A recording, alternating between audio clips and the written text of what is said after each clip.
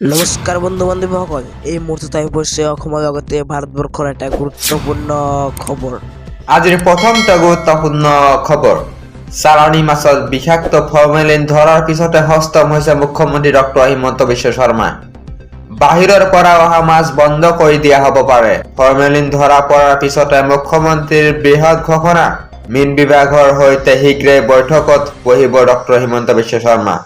ইতিমধ্যে মাছৰ নমুনা পৰীক্ষাৰ বাবে প্ৰেৰণ কৰা হৈছে।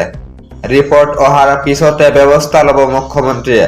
অসমত মাছত 15% পৰ্যন্ত ফৰ্মেলিন ধৰা পৰিছে। নগাঁও মহাবিদ্যালয়ৰ প্ৰাণী বিজ্ঞান বিভাগে ধৰা পেলায় ফৰ্মেলিন। খাদ্য সুৰক্ষা বিভাগৰ এই পৰ্যন্ত কিন্তু খবৰে নাই। আজিৰ দ্বিতীয়টো গুৰুত্বপূৰ্ণ খবৰ। প্ৰধানমন্ত্ৰী মোদীৰ বিৰুদ্ধে গুৰুতৰ অভিযোগ। যান বাহন আইন উলংঘা কৰাৰ অভিযোগ প্ৰধানমন্ত্ৰী মোদীৰ বিৰুদ্ধে। এক ৰোড শ্ব'ত অংশগ্ৰহণ কৰাৰ সময়ত যান বাহন আইন অমান্য কৰাৰ অভিযোগ। এজন ব্যক্তিয়ে মটৰ পৰিবহণ বিভাগত প্ৰধানমন্ত্ৰীৰ বিৰুদ্ধে দাখিল কৰিছে অভিযোগ। প্ৰধানমন্ত্ৰীৰ ৰোড শ্ব'ৰ ফলত সাধাৰণ চালকৰ অসুবিধা হোৱাৰ অভিযোগ ব্যক্তিজনৰ। কেৰালাৰ জয়কৃষ্ণন নামৰ ব্যক্তিজনে প্ৰধানমন্ত্ৰীৰ বিৰুদ্ধে দাখিল কৰিছে অভিযোগ।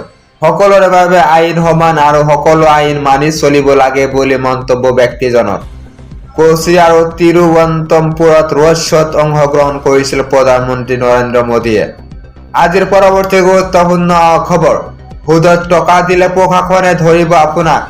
এই মুহূৰ্তত আহি পৰিছে আন এটা ব্ৰেকিং নিউজ।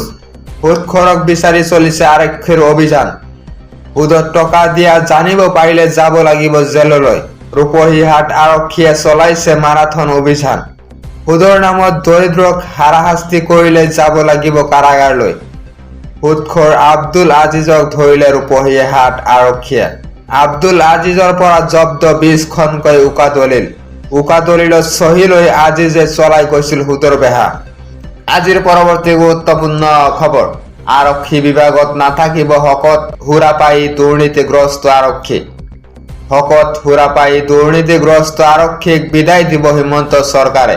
সুৰাপায়ী দুৰ্নীতিগ্ৰস্ত শকত আৰক্ষীক স্বেচ্ছামূলক অৱসৰ দিয়াৰ নিৰ্দেশ হিমন্ত বিশ্ব শৰ্মা। SP সকলৰ সৈতে মুখ্যমন্ত্ৰী ডক্টৰ হিমন্ত বিশ্ব শৰ্মাৰ পৰ্যালোচনা বৈঠকত সুৰাপায়ী আৰক্ষীক স্বেচ্ছামূলক অৱসৰ দিবলৈ শীৰ্ষ বিষয়াক নিৰ্দেশ।